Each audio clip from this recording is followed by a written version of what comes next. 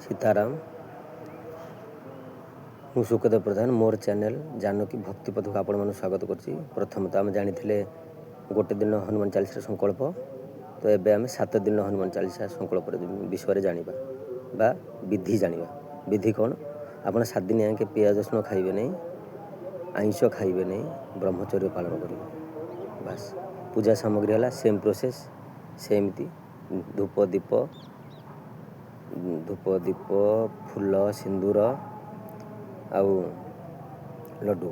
तो प्रथम कौन करेंगे ना, दीटा गोटे कलश गोटे नोटा ने कलश भितर आंब पत्र दे पानी देवे, पानी दे तापर धूप लगे, तापर दीप लगे, तापर फूल देवे, फूल दे सारा सिंदूर देवे, सिंदूर दे सारा तापर लड्डू देवे, लड्डू दे सारा प्रथमे गुरुदेव को आह्वान करेंगे, तापर गणेश को आह्वान करेंगे,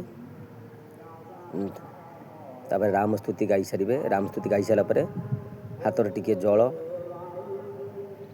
फूल टिके अरुआ जल नहीं आपण ना आपण गाँ आपण राशि आपण कौ कार्यपाई करुँच जनइबे कि मो 7 दिन आपणकर संकल्प नहीं कि यही टाइम विधि अनुसार मुझे मोर ए कार्य ए मनस्कामना ए कार्य हो जाओ।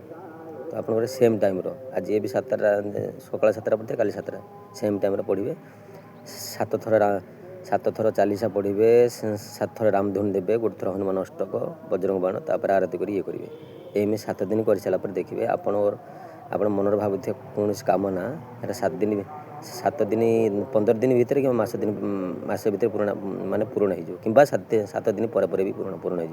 यदि एमती इंटरेस्टिंग वीडियो देखा चाहते तो आमर चैनल को सब्सक्राइब लाइक करूँ और बेल आइकन घंटी बजाई दिंतु, जहाँफल कि आमर जो छोटिया नुआ नुआ वीडियो आसो जहाँ आपण पाखर सहजरे पहुँच पार। रही सीताराम।